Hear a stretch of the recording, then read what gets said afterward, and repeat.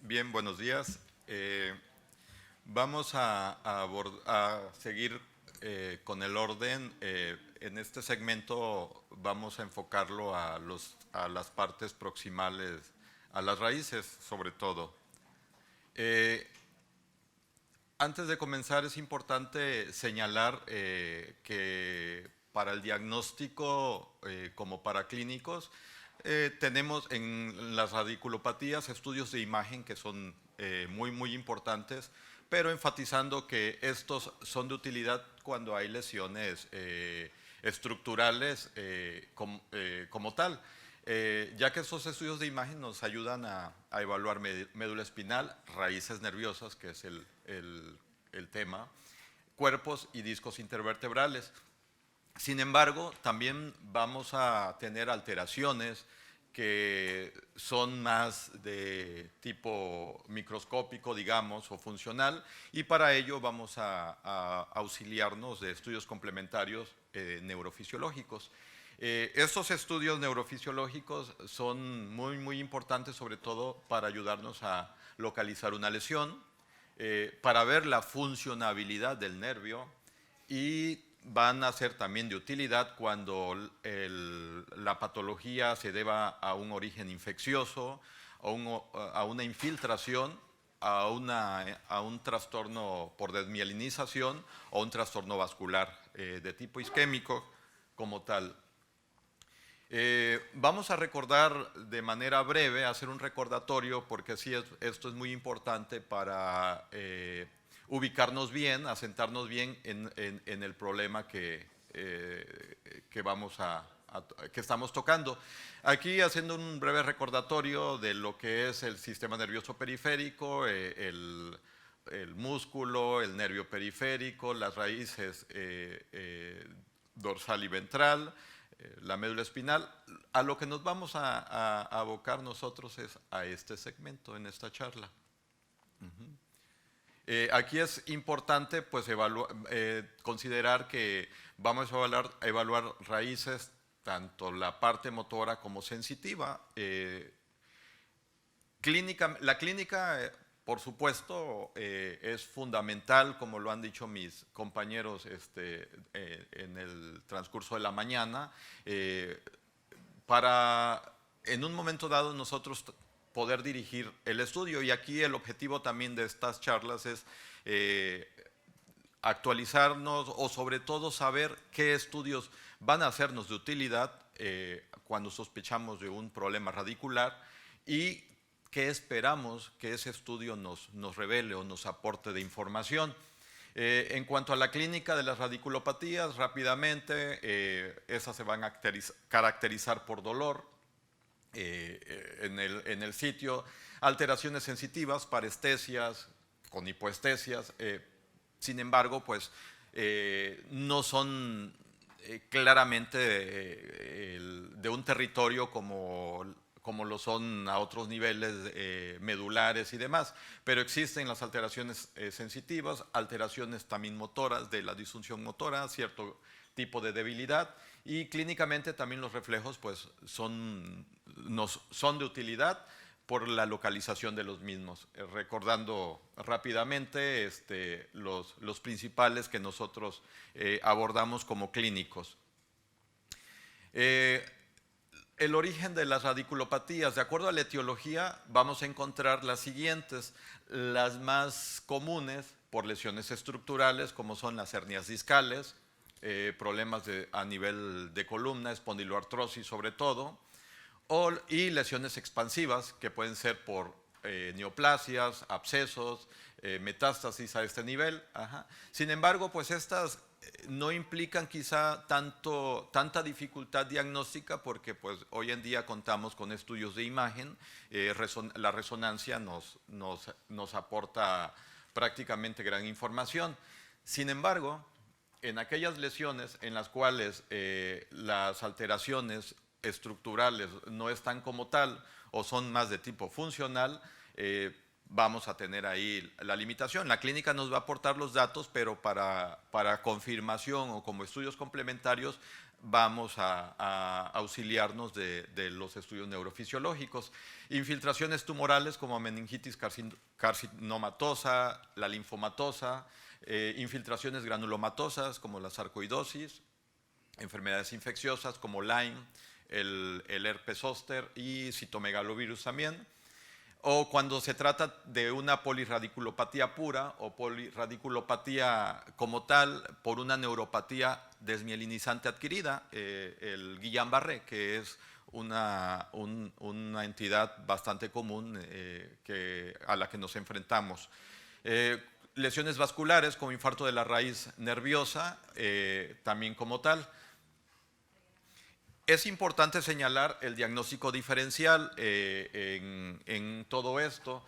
De radiculopatía como tal, podemos encontrar o encontramos más bien las neuropatías proximales, las plexopatías, que son a veces o en muchas ocasiones un dolorcito de cabeza, ¿no? para el diagnóstico, las neuropatías compresivas y también los problemas locomotores como tal, alteraciones muy localizadas que no comprometen algún segmento del sistema nervioso periférico como tal.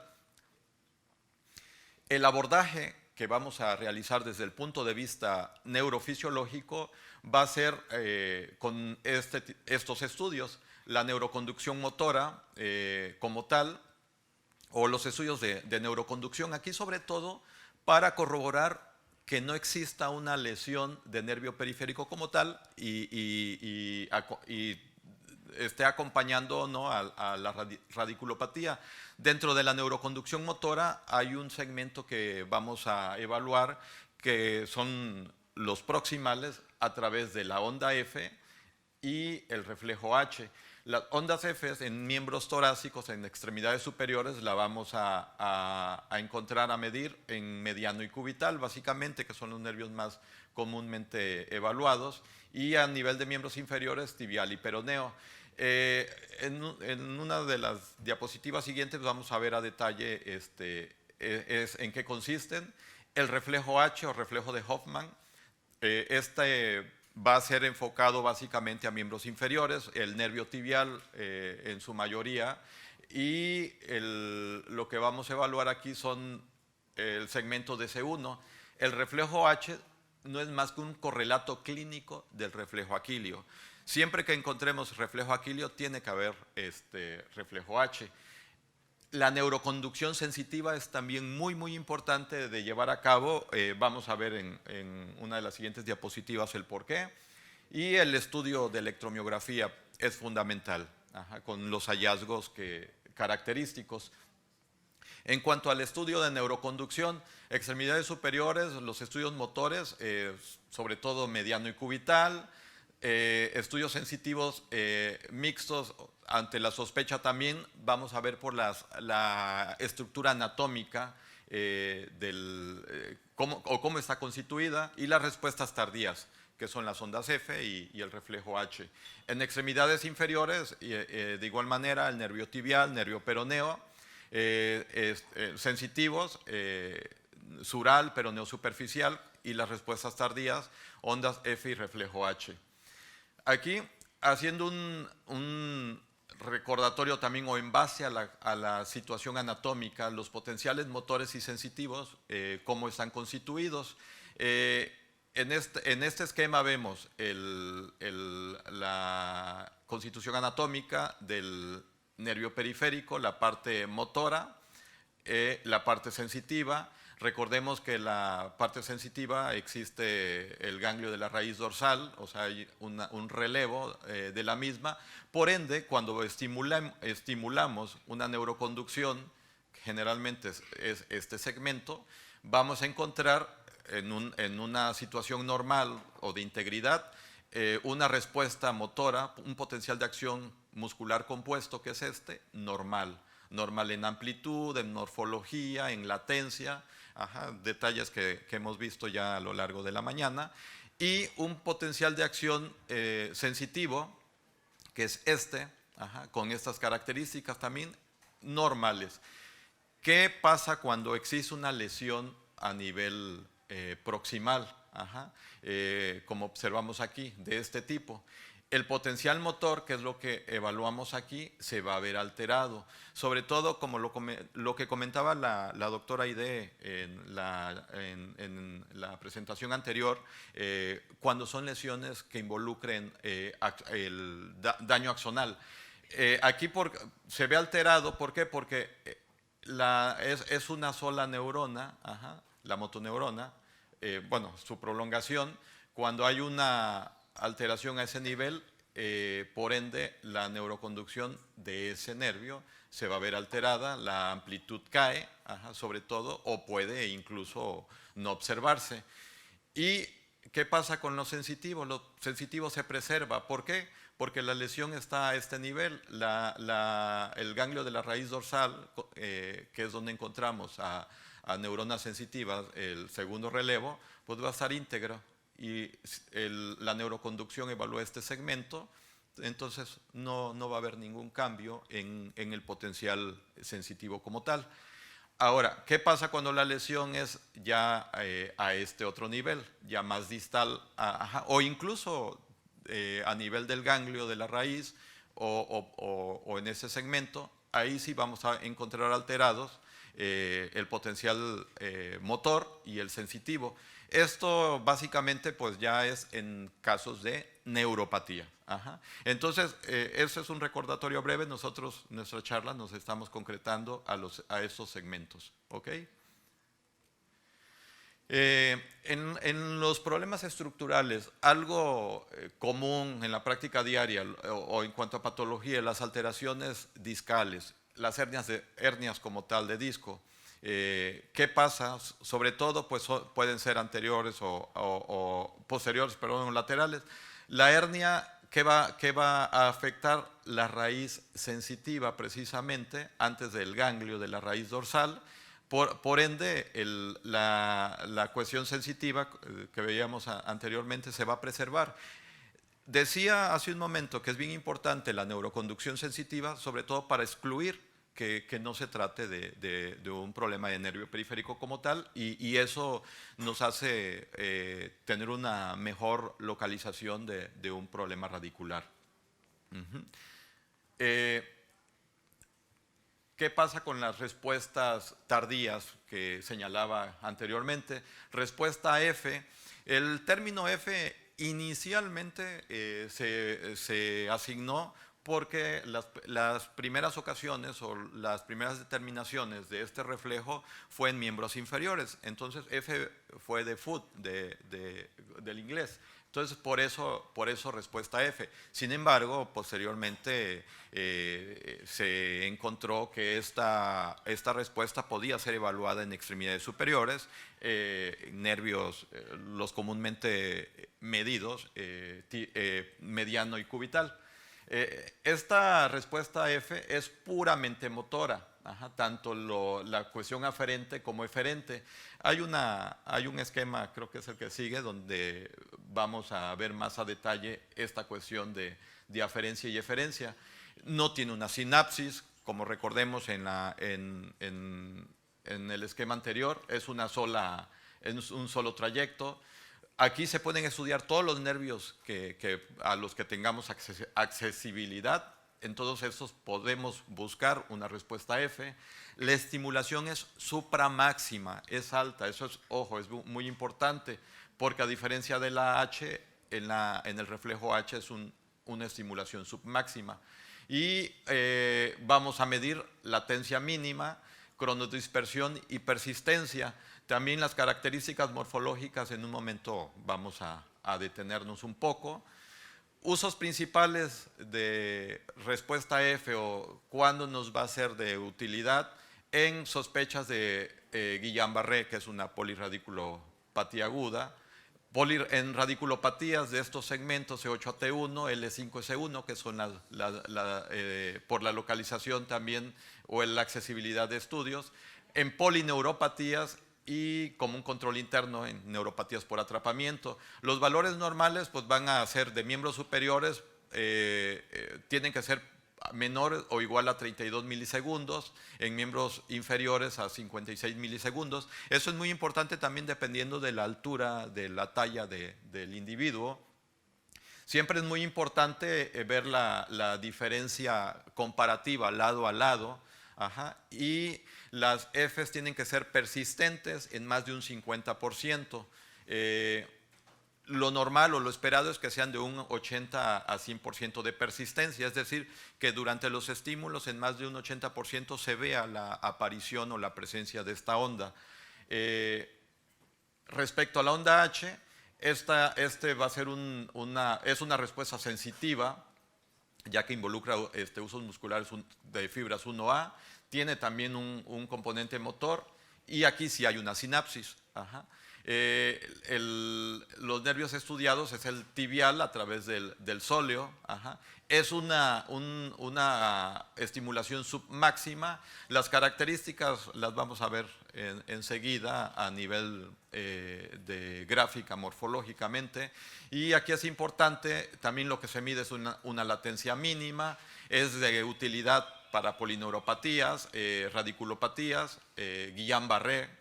Los valores normales tienen que ser por abajo de 34 o hasta 34 o por debajo de 34 milisegundos. Y enfatizo, aquí depende mucho también de la talla del individuo. Y aquí algo importante también, siempre es recomendable hacerlo de manera bilateral, para hacer una comparación, la cual la diferencia lado a lado debe ser menor a 1.5 milisegundos. Aquí lo que observamos es, bueno, respecto a la morfología de la onda F, lo que primero observamos es un potencial motor, y como lo comentaba, en el caso de la F es un estímulo supramáximo. Se estimula y de manera tardía aparece la onda F. Esta vendría siendo la onda M, y aquí ya en el equipo, con ventanas programadas, vamos a observar, eso sería la onda M, pero lo que nos interesa medir es la F. Y vemos, aquí vamos a medir la latencia mínima, la persistencia. El término de persistencia a lo que me refería es que precisamente en los estímulos, en todos los estímulos aparezca o en más de un 80%. Sin embargo, permisible hasta un 50%, por arriba de un 50% podemos considerarlo. Por abajo de esto ya es una onda F impersistente. Y aquí lo que observamos ya de manera comprimida, la onda M y la onda F morfológicamente en mejores, en condiciones más apreciables. ¿Cómo se da esta respuesta? Anatómicamente también regresamos, vemos el nervio periférico, cómo está constituido, el músculo, la motoneurona en este caso. A este nivel se da el estímulo eléctrico. Normalmente para una neuroconducción estimulamos este nivel y esperamos la respuesta del potencial de acción muscular compuesto en este trayecto. Eso es lo que medimos en una neuroconducción motora habitual. En el caso concreto de respuesta F o respuestas tardías, aquí hay un estímulo antidrómico, ¿sí? Todo esto es motor. Este estímulo va y regresa, y en lo que se tarda en regresar vamos a obtener el potencial. También es un potencial de acción muscular, pero pequeño, y por eso también el nombre de tardío, o sea, aparece tardíamente. Aquí al estimular aparece la onda M, va en efecto antidrómico y después ortodrómico y vuelve a pasar por el sitio estimulado, y finalmente vamos a obtener la respuesta F. Y como podemos observar aquí, lo que medimos es la latencia mínima, la persistencia, vemos que aparece prácticamente en todos. Aquí hay una persistencia del 80% porque aquí y aquí no se observa la F. Sin embargo, esto es normal. Y la morfología, como podemos observar, también está visible, y la persistencia y demás. La latencia es punto a medir. Aquí vemos una onda F de nervio tibial, vemos la onda M, la presencia de la onda F, más o menos con una latencia muy similar y con persistencia de la misma. Vamos ahora con el reflejo H. El reflejo H, vamos a hacer también un breve recordatorio para la localización anatómica. Ese es un reflejo mixto, o sea, sensitivo motor. Se estimula, el punto de estímulo, a través de las fibras 1A, viaja el estímulo, llega a la porción medular. Este estímulo, o esto nos estamos enfocando básicamente en el segmento S1. Va y regresa a través de las fibras motoras y se obtiene la respuesta. Aquí, este segundo ejemplo, aquí es importante observar la respuesta motora o el reflejo, el potencial M, y después aparece la H de manera tardía, con esta morfología muy característica y normal. ¿Qué pasa? Es un estímulo submáximo, vuelvo a repetir. ¿Qué pasa cuando el estímulo lo damos a mayor o máximo o supramáximo? Que la respuesta a la onda M va a ser mayor y a medida que se va incrementando el estímulo, la onda H va cayendo. Entonces aquí sí es importante pues la medición en condiciones normales. Vamos a esperar esa respuesta. Ese es un ejemplo ya de reflejo H como tal. Vemos la onda M y la respuesta H. El abordaje electromiográfico en radiculopatías, aquí es bien importante examinar primero el miotoma relevante. Sin embargo, hay que tener en cuenta que al menos se deben de evaluar dos músculos de cada una de las siguientes áreas. Una paravertebral, que son los más proximales, parte proximal de la extremidad y parte distal de la misma. En cada área vamos a intentar explorar músculos con inervación radicular similar, pero con distinta inervación periférica. Esto es para saber diferenciar y determinar que no se trata de un problema neuropático y no únicamente radicular. Si se hallan alteraciones al examinar músculos adyacentes, es importante o descartar que no haya una lesión más extensa. Y siempre aquí el estudio comparativo es recomendable también. Aquí importante señalar que en pacientes posoperados de canal a nivel de columna, sobre todo cervical, lumbar, que son las patologías más frecuentes, la realización de electromiografía no nos va a ser de mucha utilidad porque después de la cirugía e incluso años después vamos a encontrar situaciones de alteración que pueden enmascararnos un diagnóstico. En esta gráfica vemos las recomendaciones de los músculos recomendados para evaluar en extremidad superior. Los de color verde son los, digamos, recomendados obligados, los de azul de manera accesoria. En extremidad inferior igual, o sea, los músculos recomendados como tal. No nos vamos a detener mucho en esto. La electromiografía, sobre todo de músculos paravertebrales, es muy importante porque aquí lo que vamos a encontrar ramos dorsales que emergen directamente de los nervios raquídeos. Sobre todo a nivel lumbar, a nivel cervical, son las alteraciones que más frecuentemente vamos a encontrar.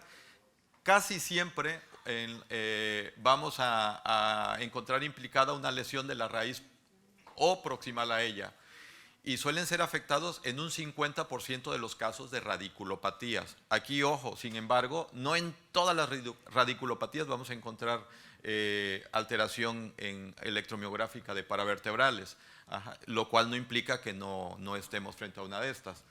La ausencia no lo descarta. Sin embargo, su presencia localiza claramente la lesión en la raíz o en las células del asta anterior. Aquí, antecedente de cirugía, como lo señalaba anteriormente, no se examinan si existe ya un antecedente quirúrgico en esos niveles. Es importante también tener presente la evolución temporal en tiempo de una radiculopatía. Las lesiones neuropáticas con pérdida axonal y la distancia entre la lesión y el músculo que vamos a evaluar. Por ejemplo, vamos a tener un caso, una herniación de disco a nivel L4, L5 en una persona que levanta algo muy pesado, extremadamente pesado, y a partir en ese momento expresa dolor lumbar agudo y limitación para movimiento y demás. Puede haber alteraciones sensitivas también como parte de la clínica, debilidad, si es a este nivel, sobre todo debilidad para la abducción ABD del muslo, dorsiflexión del pie del tobillo. En la fase aguda, lo único que vamos a encontrar es una disminución en el reclutamiento de los potenciales de acción de unidad motora, pero su morfología va a ser normal. Algo que señalaba la doctora Aide en su charla anterior, o sea, si nos piden un estudio que el paciente le ocurrió eso el día de ayer o hace 2 días, no nos va a aportar o no nos va a ser útil. Ajá. Entonces es bien importante la evolución en tiempo clínicamente. En la fase aguda únicamente ese hallazgo. De 10 a 14 días vamos a encontrar o vamos a comenzar a encontrar datos de denervación que van a ser la presencia de fibrilaciones y ondas agudas positivas, inicialmente y en este tiempo en los músculos paravertebrales. Ajá. Y de 2 a 3 semanas después, estos mismos cambios los vamos a encontrar ya en músculos proximales. ¿Sí? En el caso concreto del ejemplo que estamos llevando de la lesión a nivel L4, L5, músculos tensor de la fascia látea, glúteo medio, ya encontraríamos potenciales de fibrilación, ondas agudas positivas. 3, 4 semanas después, esos mismos hallazgos ya en músculos más inferiores, como tibial anterior. Y no es sino hasta 5 o 6 semanas después vamos a encontrar esos mismos hallazgos de denervación en los músculos más distales. Y aquí los potenciales de acción de unidad motora sin cambios. Ajá. Después vienen datos de reinervación y así en ese orden los datos de reinervación se van a venir sucediendo desde el nivel proximal a los músculos más distales. Datos de reinervación, ¿cuáles serían? Aquí sí, ya hay un cambio en la morfología de los potenciales de acción de unidad motora, los cuales se vuelven polifásicos y de tamaño gigante, incrementados en tamaño. Las fibrilaciones disminuyen y dan lugar a potenciales de acción de unidad motora reinervados, con un reclutamiento ya disminuido. Estos son ejemplos de ondas F, que ya con anterioridad vimos. Ajá. Es de lado izquierdo, lado derecho. Aquí lo que sobresale son los valores anormales para el lado derecho. Recordemos que la diferencia lado a lado es muy importante. El lado izquierdo 53.3, el lado derecho 55.2. Hay una diferencia lado a lado mayor a 1.5. Y aunque morfológicamente aparecen, hay una persistencia también de las mismas, pero hay una prolongación de la latencia. Ejemplos de reflejo H, como podemos observar, la onda M, ajá, y el reflejo H como tal, hay una diferencia morfológica y de la amplitud. La latencia también, hay una diferencia significativa. Para el lado izquierdo, 35.08, para el lado derecho 33.35, una diferencia lado a lado significativa, y además los cambios morfológicos también nos dan una diferencia de anormalidad. Esto es respecto a los hallazgos en la electromiografía como tal, los patrones de interferencia. Esto es normal. Ajá. Aquí vemos una disminución de los mismos como tal. Ajá. Y los datos de denervación activa, que son los que aparecen tempranamente, ¿sí? La presencia de potenciales de fibrilación, que son estos, ajá, y ondas agudas positivas, ajá, que son estas. Vemos potenciales de fibrilación también acá y aquí mezclados con ondas positivas. ondas agudas positivas en el registro electromiográfico. Esos son ejemplos morfológicos de ondas agudas positivas también. Aquí observamos también datos en este ejemplo de denervación activa, ondas agudas positivas, una fibrilación, ondas agudas positivas, una fibrilación, fibrilación, fibrilación. Igual aquí, sobre todo ondas agudas positivas y una fibrilación. Esos son ejemplos, otros ejemplos en otro equipo de ondas F. Aquí también hay una diferencia, 44, 45.7, casi dentro de los límites. Vemos que morfológicamente está presente, hay persistencia, pero sí hay una diferencia en sus latencias. Igual aquí hay una diferencia en este otro ejemplo de latencias. Aquí está normal, o sea, ambos lados bien, con adecuada persistencia, más de un 80%, y la morfología también igual. Un reflejo H, ¿sí? Aquí ausente de manera bilateral. Encontramos la onda M, pero no hay reflejo H. Y aquí, finalizando, es bien importante tener presente que esos estudios, en especial la electromiografía, es muy localizadora, pero también es muy difícil para poder localizar, en el caso del estudio electromiográfico, un nivel radicular. En lesiones agudas puede ser normal. El tiempo es muy importante en el cual nosotros pidamos el estudio como clínicos y lo que esperemos, o nos llega un paciente con un estudio hecho 5 días, 4 días después de inicio del cuadro, a nosotros como clínicos nos debe de dejar claro que eso no va a ser concluyente. En problemas desmielinizantes puros, la electromiografía va a ser normal, por lo que señalaba anteriormente de en daños axonales es donde vamos a encontrar alteraciones. Y si está afectada predominantemente la raíz sensitiva, va a ser normal también. Músculos paravertebrales pueden ser normales, en un 50%. Sin embargo, cuando están presentes, sin haber existido un antecedente quirúrgico, son altamente de mucha utilidad clínica. Y terminamos. Muchas gracias por su atención.